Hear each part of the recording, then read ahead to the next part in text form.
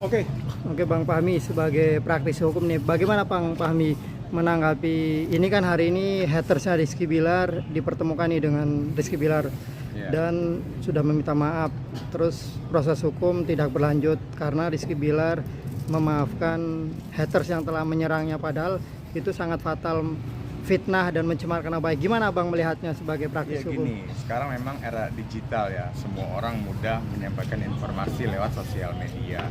Apalagi berita-berita tentang seleb, tentang artis gitu. Memang jalan satu-satunya bagi para haters ini adalah kita bicara penegakan hukum. Kita ada undang-undang ITE itu.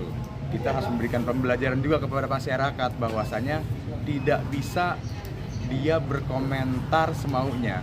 Dia berkomentar menjelekkan orang, memfitnah orang. Nah, ketika ada proses penegakan hukum ini, minimal masyarakat yang lain, netizen yang lain tahu bahwasanya kalau dia memberitakan, dia memposting sesuatu yang bernuansa fitnah, mencemarkan nama baik, ya mungkin ada konten-konten kesusilaan juga misalkan. Nah, mereka pada nggak berani kemudian menyampaikan berita-berita hoax itu gitu.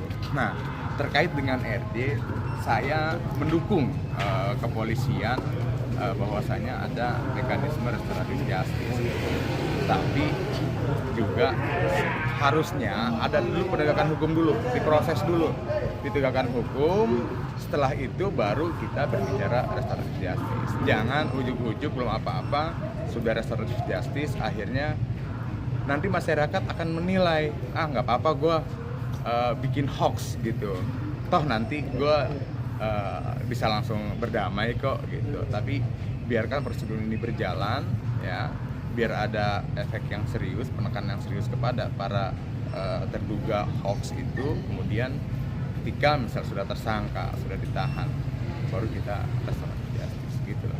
Artinya perlu efek jerah itu ditahan dulu Bang, si haters sendiri, karena ini kan berulang. Artinya haters menghujat terus minta maaf, udah terus dimaafkan bebas. Gimana Iya, Bang? minimal ada pembelajaran. Proses hukum itu harus berjalan dulu gitu. Harus diperiksa dulu dia sebagai saksi ya. Kemudian kalau misalkan kemudian ada mekanisme restoratif justice, mereka harus dipertemukan. Ya minimal ada efek jerah lah gitu. Jangan ketika baru dipanggil sekali langsung restoratif justice. Nanti masyarakat di luar, masyarakat netizen akan berpikir, oh nggak apa-apa gue nyebarin hoax, oh nggak apa-apa gue fitnah orang, toh nanti gue datang juga langsung udah berdamai kok. Nah, inilah yang saya kira perlu juga diberikan pembelajaran kepada masyarakat bahwasanya kalau lu menyebarkan hoax, kalau lu menyebarkan fitnah, ya ada efeknya, efek hukumnya gitu. Kalau kemudian ada restoratif justice itu saya kira mekanisme lain lah dari kepolisian. Bang, satu lagi, tapi kalau secara hukum pasal yang menjerat itu memberatkan nggak sih Bang, atau kurang nih Bang? Pasal ini memang di Undang-Undang ITE pasal 27 ayat 3 pencemaran nama baik itu memang ancaman hukuman di bawah 5 tahun ya. Di bawah 5 tahun dia tidak bisa ditahan. Nah, memang juga ada SKB dari 3 menteri antara Kapolri dan Kejaksaan Agung dan Keminfo saat itu, supaya kita bicara demokrasi ya, bicara demokrasi.